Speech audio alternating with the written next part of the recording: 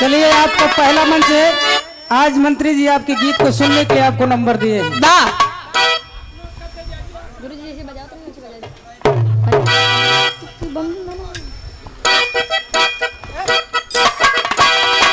अरे जिया बहादुर क्या बात है। क्या बात है जो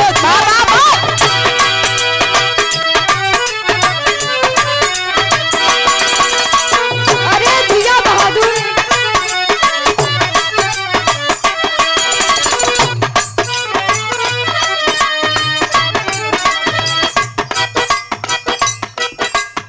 सर्वप्रथम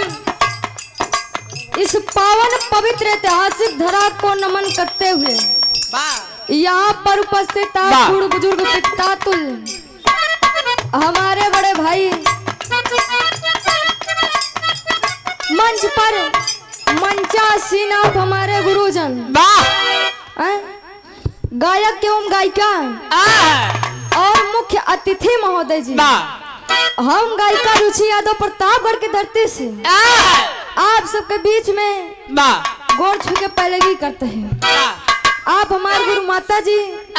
काका सही से नहीं से आशीर्वाद लगवाई के रहते गोड़ छू के पहली की बात इसी स्वर में आप हमारे हारमोनियम के बहुत ही सुंदर वादक आप हमारे गुरुजी आदरणीय परम पूजनीय दीपक पाल गुरुजी जिनके प्यार दुलार हमका बहुत अच्छा सा मिला था। ये आप आदरणीय गुरुजी के इस श्रद्धांजलि के उपलक्ष्य में आप सबके दर्शन दीदार करे के मौका मिला। गुरुजी के आत्मा के शांति भगवान प्रदान करें, स्वर्ग में ऊंचा स्थान मिले। टाइम के अभाव है गुरुजी, जल्दी से गीत पे आवा।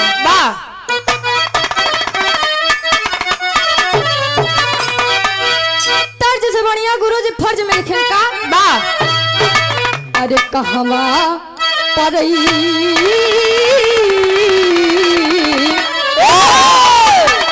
अरे कहवा परैला गुरु भुलाई हो अरे कहवा परैला गुरु भुलाई हो न सहल जाला जुदाई कहवा परैला गुरु भुलाई हो। अरे ये चलते चलते क्या बात है।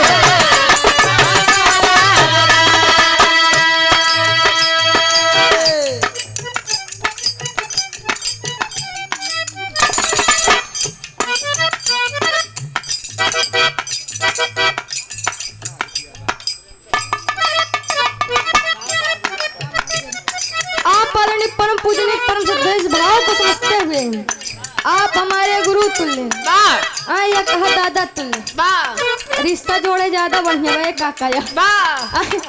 आप आदरणीय परम पूजनीय जंजन में सम्मान पाने वाले आदरणीय श्री राम बहादुर यादव जी ये दादाजी के द्वारा यानी गुरु जी के द्वारा सुंदर सापा और सुंदर पुष्प पंखुड़ियों में गुथा हुआ हार देख के सम्मान करन दादाजी के गोड़ छू के पहली बा कि हम बच्चे अपनी कला में कामयाब रहें।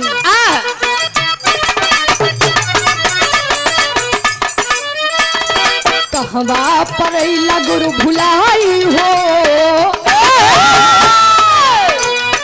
कहवा परैला गुरु भुलाई हो न सहल जाला जुदाई कहवा परैला गुरु भुलाई हो क्या बात है।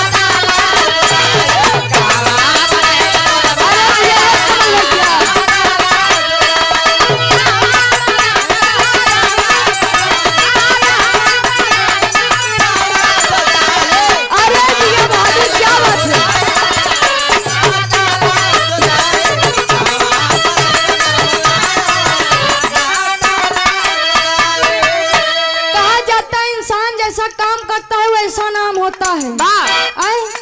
जैसा काम करबा का वैसे नाम हुए। जैसे आज गुरुजी का सब यहाँ याद करता हूँ उनका श्रद्धांजलि पाप सब हमका से सुना था कि गुरुजी अच्छा काम करके गए यही मैं कहा ना बका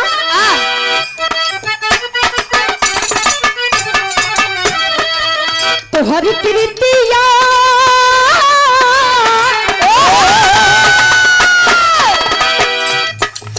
तो हरी प्रीतिया केहू ना भुलाई तारे प्रीतिया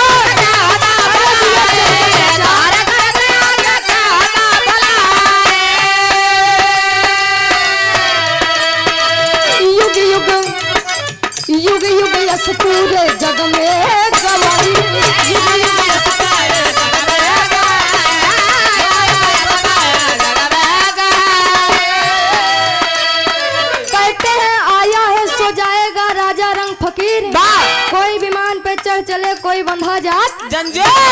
जे आए बा का जाई बा बा आए कहना बा समय का भाव बा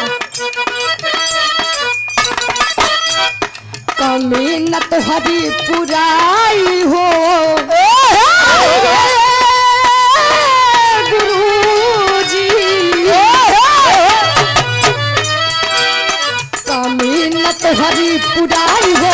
न सहर जाला जुदाई कमी न तो हरी पुराई हो अरे दिया राजू दिया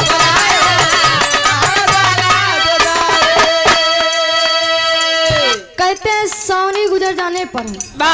सावनी गुजर जाने कर जल की कद्र होती है इंसान चला जाता है पर कीर्ति अमर होती है बा आए जैसे काम करबा वैसे नाम होए बा बढ़िया काम करबा चार मने कहीं बहुत बढ़िया आदमी रहन गजब भैया बा एक कमल भैया गजब भैया जान ले वही दिन स्वर्ग मिल गया बा आपका नाम कहते बा आखिरी में अब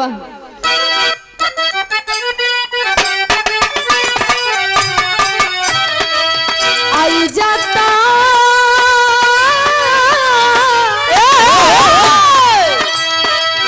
आई जाता फिर से अपने रूपवा के घरी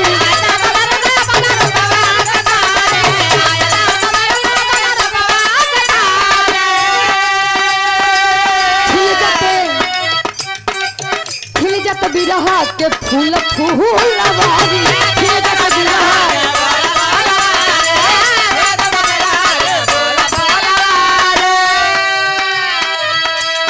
रुचि राधे श्याम अरे रुचि राधे श्याम अब कैसे गवाई हो त कहे रुचि राधे श्याम अब कैसे गवाई हो न सहल जाला जुदाई रुचि राधे श्याम